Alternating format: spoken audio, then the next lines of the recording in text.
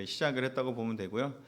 그래서 그 4월 첫째 주가 부활절인데 그때 이제 모든 영적인 전투에서 최종 승리를 하시고 부활하신 메시지를 듣기 전에 치열한 전투가 있지 않습니까?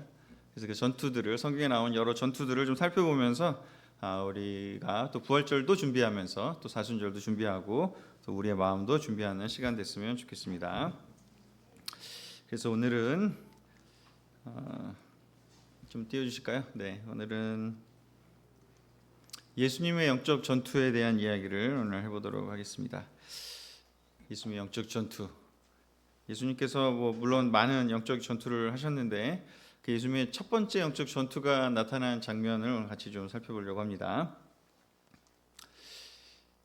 예수님께서 세례를 받으신 후에 첫 번째 전투가 일어나죠. 세례를 받으신 후에 첫 번째 사건이 무엇이었죠? 네, 그래서 광야에서 40일 동안 특별한 시간을 보내시는데 그 시간에 사건이 벌어지고 그 사건이 사탄과 대면하는 첫 번째 시간입니다. 그 장면을 좀 보면서 너무 잘 아시는 내용이긴 하겠지만 한번 깊이 한번 생각을 해보면서 지난주 일요일에 말씀드렸던 것처럼 우리 영적 전투가 각자도 또한 치르잖아요. 이 사탄이 예수님만 공격하는 게 아니라 우리 모두를 공격하고 부활하지 못하도록 그냥 죽어버리게 만들려고 우리를 계속 공격하지 않습니까? 오늘도 많이 공격을 좀 당하셨죠? 당하신 분도 있고 안 당하신 분도 있고, 네, 우리가 세상을 살면서 항상 좀 어려운 일들이 있을 수 있는데요.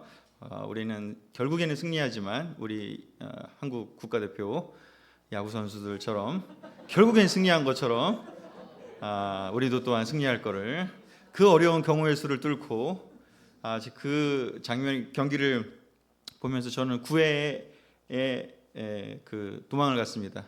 제가 계속 보면 질 것 같아가지고 안 보고 저는 소리만 듣고 있는데 아내가 소리를 지르는 걸 듣고 승리하는 거를 봤는데 심장이 너무 뛰었고 제가 약간 고혈압이 있어가지고 너무 거기서 막 긴장을 해가지고 그래서 끝나고 나서 이겨서 좋으면서 그 생각을 했어요. 일요일 날 내가 이걸 예언했으면 좋았겠다. 우리는 이기고 8강에 갈 것이다 를 예언을 하고 그 일본 경기를 돌아봤을 때 그 얘기를 이렇게 이어서 했으면 흐름상도 맞고 예언자 소리도 들을 수 있었는데 라는 생각이 번뜩 들었는데 어찌됐건 너무 좋아서 별 생각 다 하다가 하여튼 거기까지 생각이 갔는데 아무튼 어떻게 그 확률을 뚫었을까? 정말 놀라운 영적 전투의 레슨이 있었기 때문에 가능한 것이 아니었을까라는 생각도 좀 해보고 하여튼 중요한 건 승리했다는 거고요. 우리 예수님께서도 결국은 또 부활하신 것처럼 앞에 많은 전쟁이 있지만 우리 삶에 결국은 승리가 있다는 것, 그것이 굉장히 중요한 성경의 메시지이지 않습니까? 그래서 그 여러 전투들을 예수님은 어떻게 이루어 나가셨는지를 같이 살펴보도록 하겠습니다.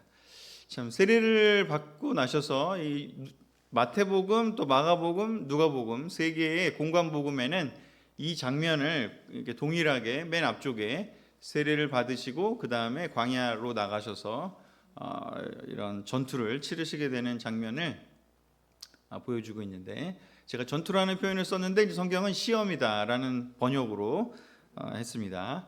예수님은 성령이 충만하여 요단강에서 돌아오셨다.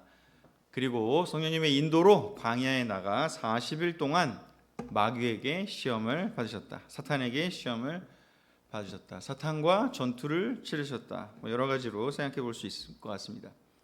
근데 참 이 장면을 보면 이 맥락을 보면 문구를 보면 성경 구절을 보면 성령이 충만해서 돌아오셨어요. 세례 받으시고. 그러면 충만하면 너무 기쁘고 좋은 거잖아요. 그러면은 우리 대표팀 선수들 막 이렇게 너무 기뻐갖고 막 거기서 같이 환호하고 막 이렇게 축하를 한 것처럼 너무 그런 시간을 기쁨의 시간을 보내는 게 어쩌면 더 맞을 텐데. 근데 그렇게 충만하시고 오자마자 성령님은 어떻게 하시냐면 성령님의 인도가 있었대요. 성령님이 예수님을 데리고 간 거죠. 모시고 갔습니다. 성령이 충만했는데 모시고 갔어요. 어디로요? 광야로 사탄이 있는 곳으로 데리고 간 거예요. 물론 사탄은 어디나 있겠지만 상징적인 의미에서 성령이 충만했는데 성령이 충만한 상태인데 그냥 기뻐하고 즐겁고 잘 즐겼으면 되잖아요. 우리가 너무 그렇기를 원하는 것처럼. 그런데 오히려 성령님께서는 충만한 사람을 어디로 데려가냐면 전투가 있는 광야로 데려가신다는 거죠. 여러분들도 많이 좀 영적으로 잘 지내보려고 뭐 새해라든가 아니면 뭐 어떤 결심을 하거나 요즘 이렇게 잘 지내보려고 막 이렇게 결정을 하고 기도를 하고 준비를 하고 뭔가 이렇게 좀 해보려고 뭘 하면 이 말씀, 이 구절이 좀 이해가 되실 거예요. 그런 걸 안 해보신 분들은 잘 모를 수도 있어요. 근데 그런 해보신 분은 뭔가 정말 성령이 충만해져서 하나님 앞에서 나아가서 뭔가 새로운 일을 해보고 싶다. 하나님의 뜻을 뭔가 이루고 싶다. 그 소명을 정말 감당하고 싶다라는 결정을 해보신 분들은 아마 다 알 거예요. 광야로 이끌어졌습니다. 라고 성경에 써 있습니다. 근데 그럴 수밖에 없다라는 거죠. 왜냐하면 영적인 전쟁을 치르는 것을 통해서 결국에는 그런 열매들을 또 어떤 성과 또는 변화 어떤 것들이 하나님이 그 사람을 사용하셔서 이끄시는데 필수적인 부분이라는 거죠. 잘 지내려고 하면 꼭 뭔가 어려움이 와요. 신기하게. 뭔가 좀 안 좋은 일이 생기거나 뭔가 낙담할 만한 일이 생기거나 뭔가 테스트가 되는 일들이 생기거나 이 두 가지 큰 의미에서 볼 수가 있겠는데 성령이 충만하신 예수님께서 광야로 가게 되신 이유는 어떤 면에서는 예수님께서는 이미 사실은 전투를 치를 수 있는 충분한 능력이 있으셨지만 우리를 위해서 가신 것도 있다라고도 볼 수가 있습니다. 예수님께서 사실 안 가시고 다 준비되셔서 하실 수도 있었겠지만 물론 인간이셨기에 인간으로서 그 연약함을 어떻게 또 인간이 가진 어떤 그런 부분을 영적으로 어떻게 극복하고 이겨내는지도 보여주실 뿐만 아니라 그다음에 성령이 충만해져서 3년 동안에 주어지는 그 미션, 그 공생애, 그 하나님의 사명을 감당하기 위해서는 반드시 무엇을 해야 되는 그 과정이 있는데 그것을 알려주기 위해서인 것이죠. 우리를 위해서라면. 그리고 우리도 또한 뭔가 잘해보려고 아까 얘기해드린 것처럼 그런 걸 해보려고 했을 때 영적으로 뭔가 해보려고 했을 때 뭔가 어떤 어려움들이 생기는 것은 사탄이 우리에게 오는 이유는 뭐냐면 그 일들이 벌어지면 안 되는 거죠. 사탄 입장에서는. 그 사탄이 우리를 넘어뜨리게 하고 싶은 것이죠. 우리가 아무것도 안 하려고 그러면 사탄도 안 올 거예요. 왜냐하면 사탄도 별로 긴장할 이유가 없잖아요. 아무것도 안 하려고 하니까. 그냥 안 건드려도 아무 일도 안 벌어지고 너무 좋다. 나도 할 일 없다. 근데 사람들이 영적으로 하나님의 뜻대로 살려고 하면 사탄도 이제 야 큰일 났다 이거. 쟤네들 뭐 하려고 한다. 쓰러뜨려야겠다. 라고 생각할 수도 있는 거죠. 사탄의 입장에서 한번 생각해보고 또 예수님 입장에서 한번 생각해보고 자 그래서 고린도후서 1장 9절이 저는 이것을 좀 이해하는데 굉장히 도움이 되는 구절이라고 생각이 들어서 갖고 왔습니다. 같이 한번 읽어보겠습니다. 고린도후서 1장 9절입니다. 시작.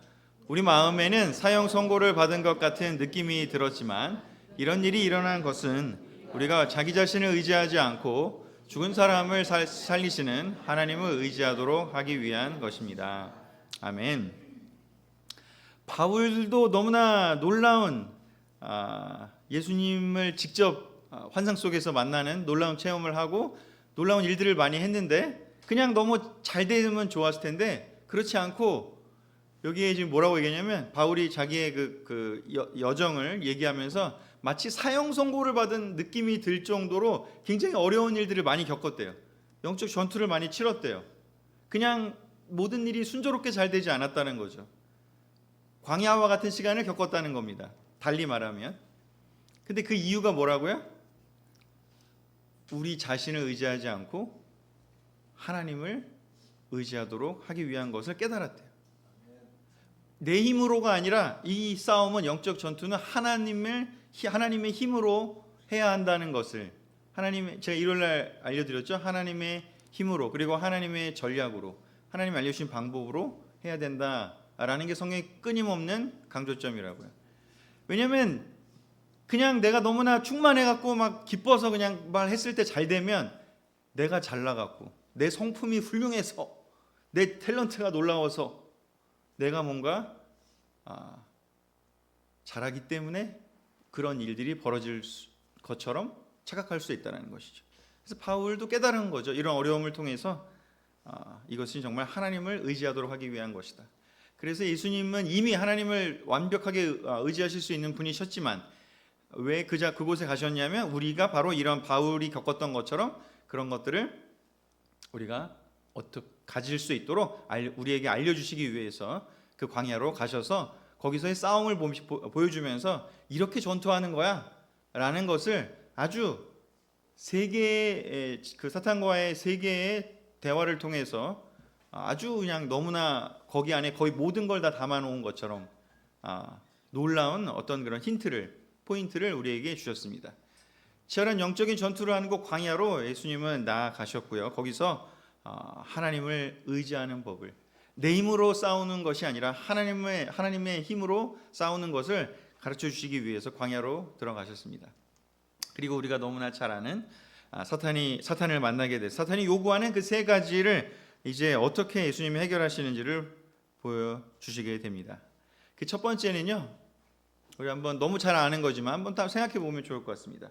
첫 번째는요, 내가 하나님의 아들이라면 이 돌을 빵이 되게 하라라고 사탄이 이야기를 합니다. 40일 동안 굶주렸습니다. 너무 배고픈 상태였겠죠.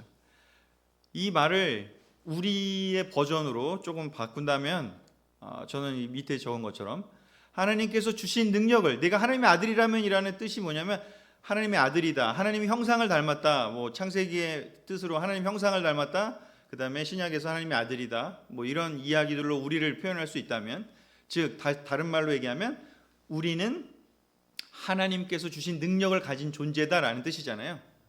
여기 모든 분들 하나님께서 주신 능력이 있잖아요.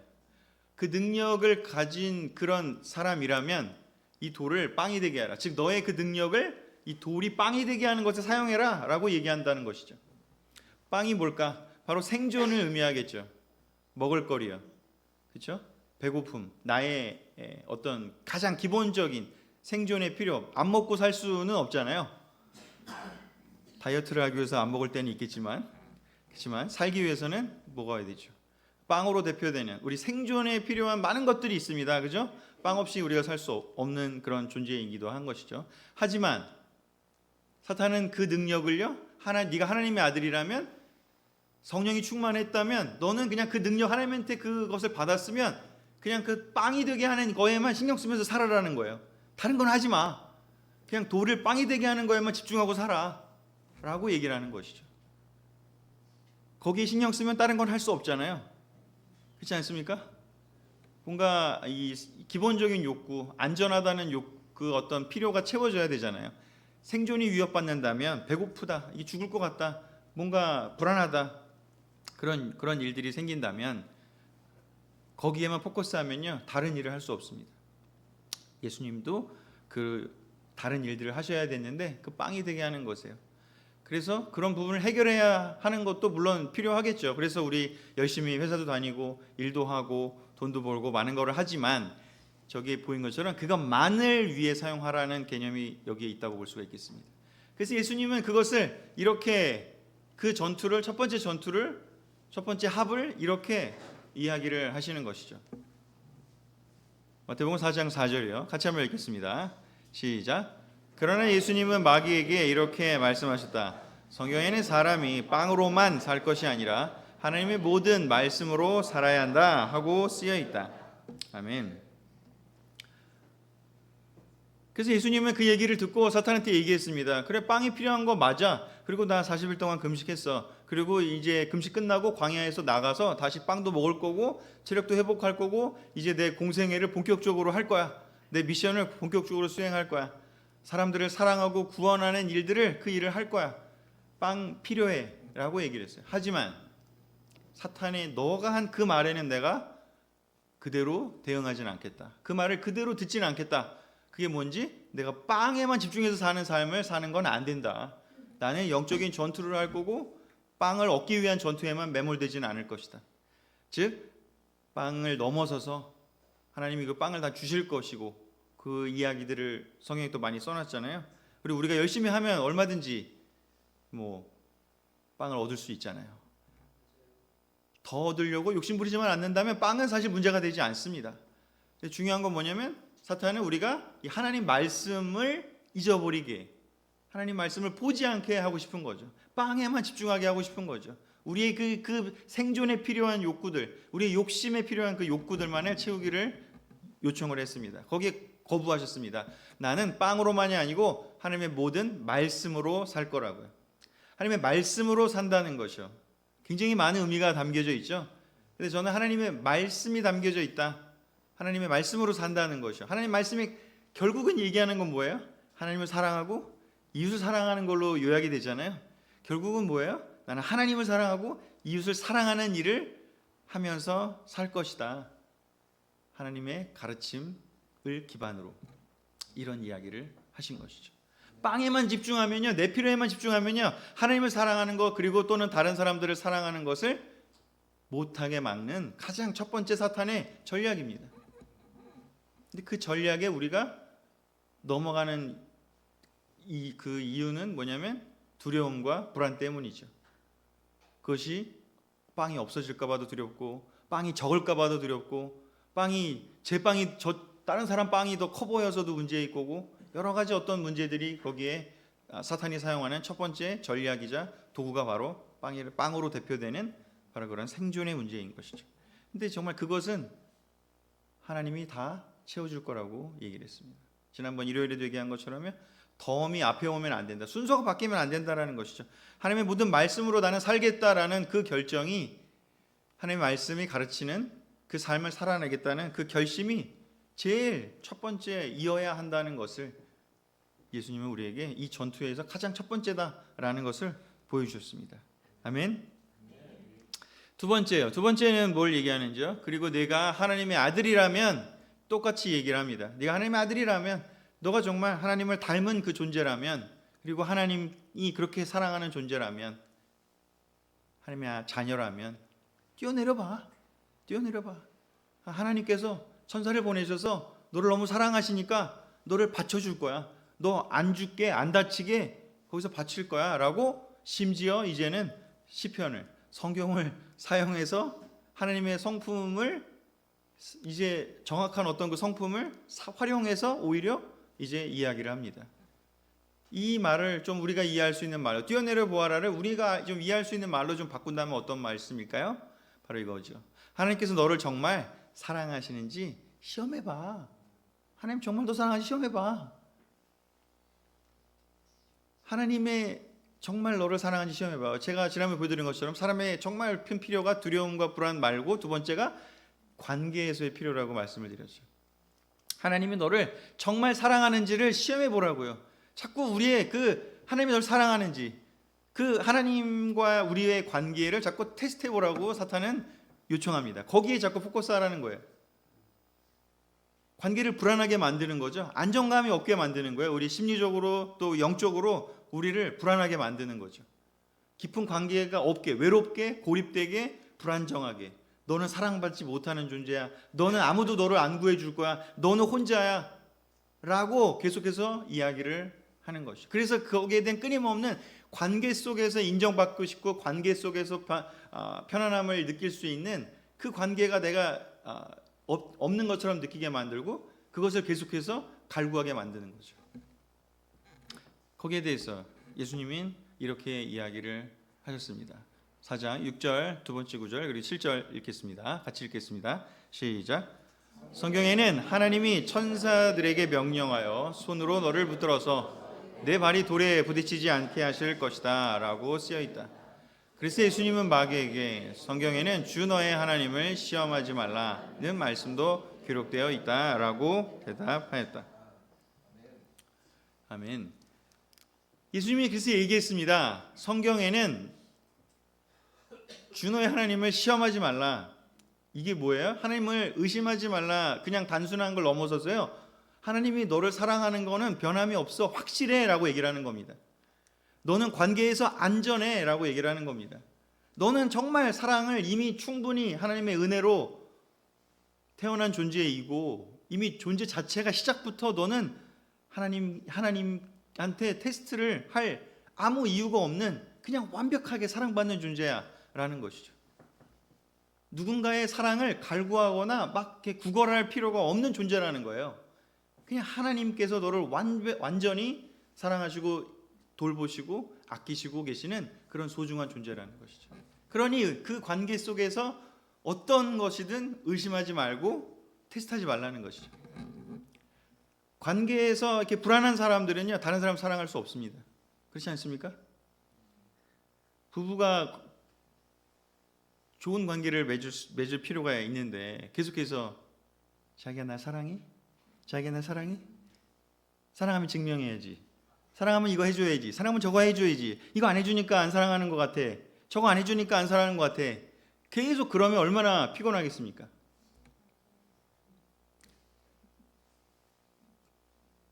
바로 우리 그 정말 사랑하는 관계면요, 그냥 믿습니다. 그냥 뭐 증명할 필요 없잖아요. 물론 무슨 기념일날 선물 안 주면 좀 화날 수도 있고 또 뭐 그런 거 좀 이렇게 부족한 표현에 부족한 부분들이 있을 수는 있겠죠. 얘기할 수는 있겠죠. 하지만 근본적인 것이요, 내 배우자가, 내가 사랑하는 사람이 나를 사랑하는 것에 대해서 흔들림이 없다면요, 그럼 테스트할 필요가 없고요. 테스트할 필요가 없기 때문에 그 부분은요, 다른 일을 할 수 있어요. 다른 사랑하는 일을 할 수 있어요. 근데 그 둘의 관계가 정말로 서로 끊임없이 의심하고 불안해하고 테스트하는 관계면요, 어떻게 다른 사람을 사랑해요? 함께 합심해서. 거기에서 계속 그냥 의심하고 채우고 하는 것에서 끝날 수가 없을 텐데요. 형제자매 관계도 마찬가지 아니겠습니까? 우리가 바이블톡에서 또는 교회에서 좀 뭔가 정말로 하나님이 주신 사람들로서 우리가 정말 서로 사랑한다면, 그리고 조금 뭔가 마음에 안 드는 일을 하거나 좀 뭔가 좀 힘든 일이 있더라도 저 사람이 정말 하나님을 사랑하는 사람이기 때문에 우리가 정말 서로 사랑할 수 있는 관계다라는 안정감이 있다면요, 조금 서운한 일 생겨도요, 바이블톡이든 아니면 교회든 뭐 어디든요, 그 용서할 수 있고 용납할 수 있어요. 근데 그걸 자꾸 의심하면요, 사탄의 음성을 자꾸 들으면요, 쟤는 너를 사랑하지 않을 수도 있어. 한번 테스트해봐. 사탄이 저처럼 이렇게 멋있게 얘기는 안 하겠지만 계속 마음속에 정말 그런 불안함을 계속 우리에게 심어준다면요, 그 사람은 계속 의심하면서요, 왜 날 사랑하지 않지? 왜 나를 이렇게 하지? 저렇게 하지? 끊임없이 그냥 거기에만 매달리면요, 그 관계는요, 그 그룹에서 그 사람은요, 다른 사람을 사랑할 수 없습니다.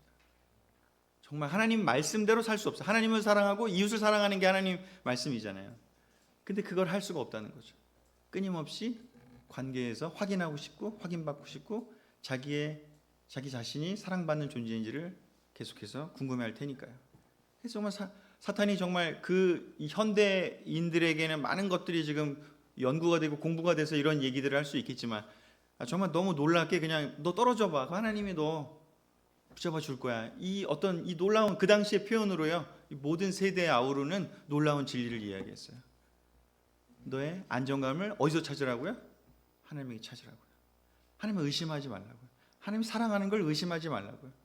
하나님이 지키시고 돌보시고 그리고 영원까지 데리고 가실 거라는 걸 의심하지 말라고요. 그 의심하지 않을 수, 거기에 대해서 좀 확신이 있다면요, 그 다른 일을 할 수 있다는 거죠. 사랑받은 사람이 사랑할 수 있고, 안전함을 느끼는 사람이 안전함을 전할 수 있고, 용납을 받아본 사람이 용서를 용납을 해줄 수 있지 않겠습니까? 그렇기에 두 번째 전투는 무엇이냐면, 이 관계에 있어서의 이 안정 욕구를 하나님을 의심하지 말라는 것이요. 하나님께서 나를 사랑하시는지 테스트하기를 멈추라라고 예수님은 명령했습니다. 사탄에게. 주너의 하나님은 시험하지 말라고요. 하나님은 나를 사랑한다고요. 그런 테스트 안 해도 하나님 나를 사랑한다고요. 테스트 할 필요 없다고요. 하나님이 사랑하는 게 명백한데 왜 자꾸 너는 테스트하라고 하느냐 라고 이야기를 하는 것이죠. 그래서 예수님은 바로 이 두 번째 이야기, 그 사탄의 전투를 걸어오는 것에서 뭐라고 얘기하냐면 단호하게 얘기합니다. 하나님 시험하지 않겠다. 나는 하나님 믿는다. 그리고 나는 그런 사랑받는 존재다. 그러니 너가 하는 말은 거짓이다, 틀렸다, 떠나가라 라고 이야기를 하시는 것이죠. 세 번째는 이제 뭐 하나님의 아들이니까 뭐 이런 표현을 아예 이제 쓰지 않고요, 이제 본인이 가지고 있는 걸 갖고 얘기합니다. 하나님한테 허락받은 게 바로 사탄이 이 세상에서 좀 활동할 수 있도록 허락을 받았잖아요. 그게 뭔지? 세상의 모든 나라와 영광을 너에게 주겠다. 달리 말하면 세상의 모든 나라와 영광을 사탄이 뭔가 영향을 미칠 수 있는 그런 것들을 하나님이 허락하셨다는 얘기죠. 그래서 그 가진 것들을요 주겠다라고 얘기를 합니다. 그래서 사탄이 절하면 너는 세상을 얻을 거라고요. 사탄한테 절하면 세상을 얻을 거라고요. 사탄한테 절하면요, 그죠? 하나님을 사랑하고 이웃을 사랑하는 거 포기하고 너의 성공을 위해서 향해서 나아가라. 사탄에게 절하는 거죠. 그냥 이기적으로 살아라.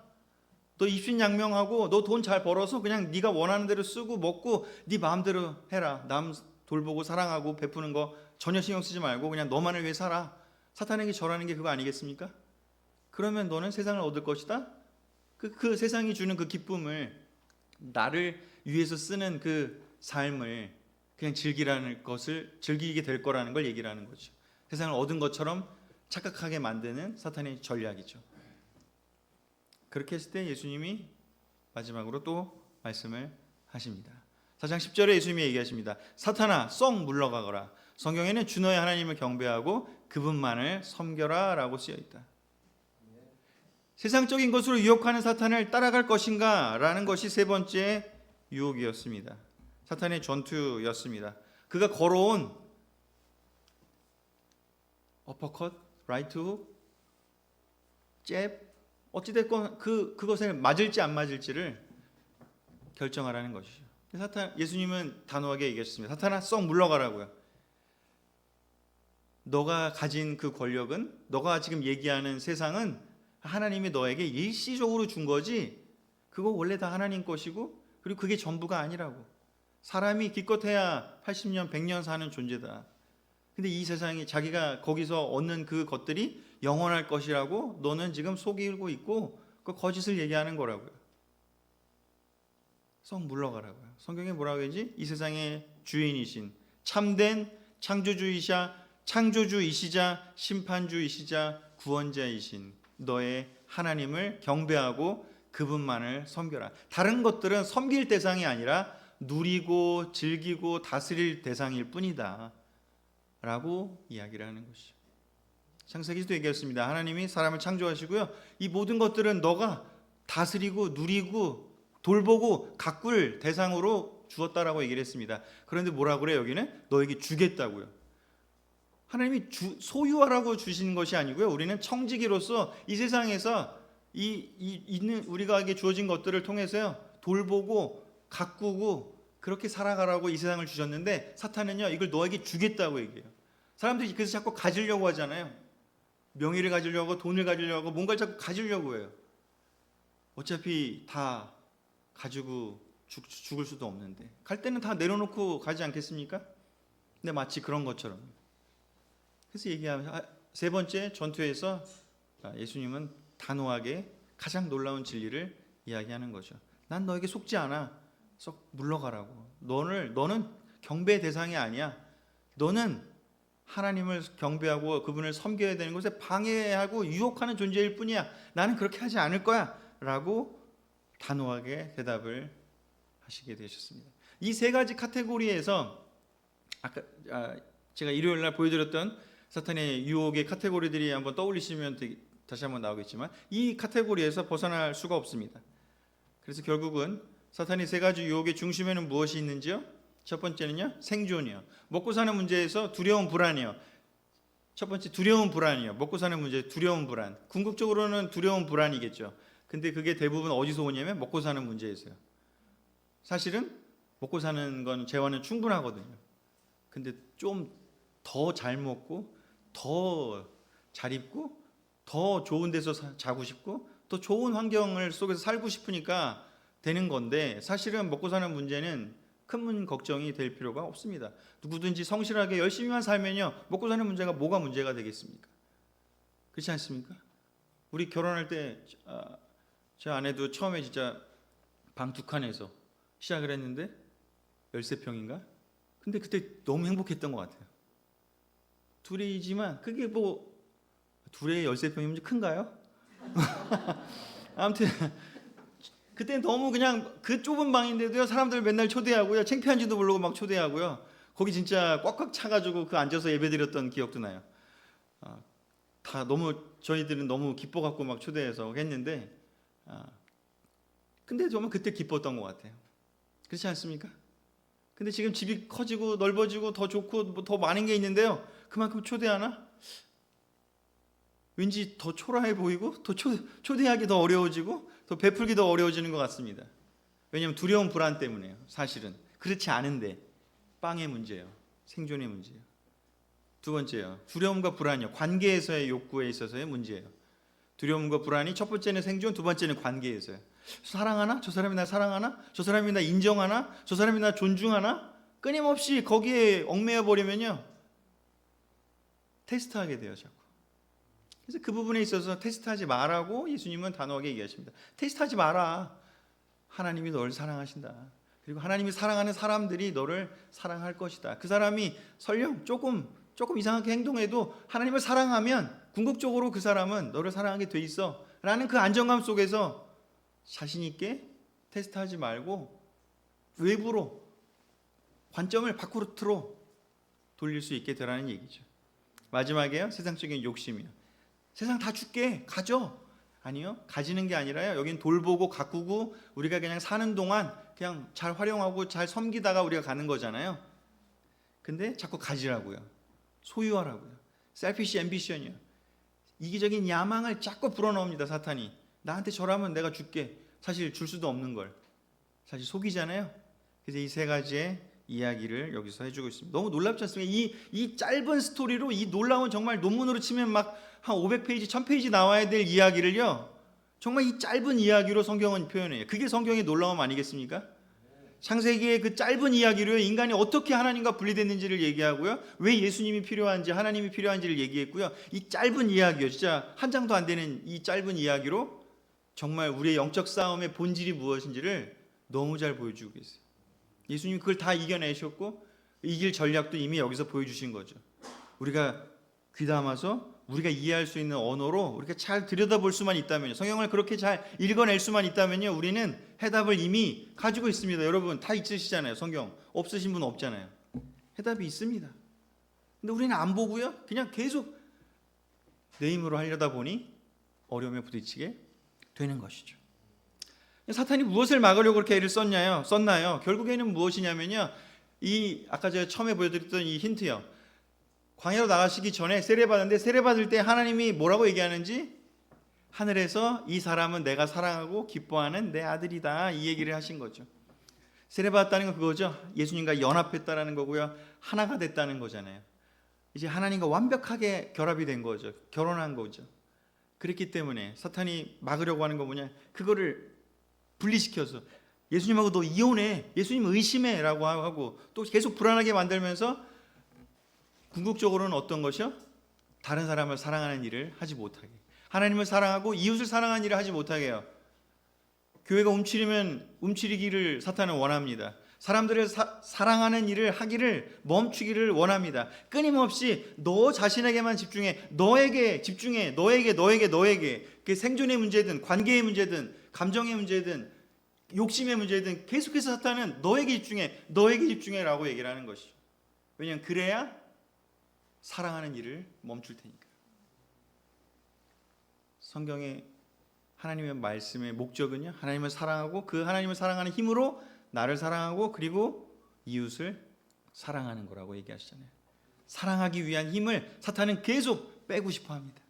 그래서 영적 전쟁을 이기는 것은 바로 이 세례받을 때 들었던 음성이요, 하나님이 내가 너를 사랑하고 기뻐하는 내 아들이다, 내 딸이다 라고 하는 이 음성이요, 하나님의 사랑이요, 은혜로운 하나님의 사랑이요, 이 목소리를 듣는 것이요, 거기에서 시작이 되어야 합니다. 그 이야기를 듣고 광야로 가셨기 때문에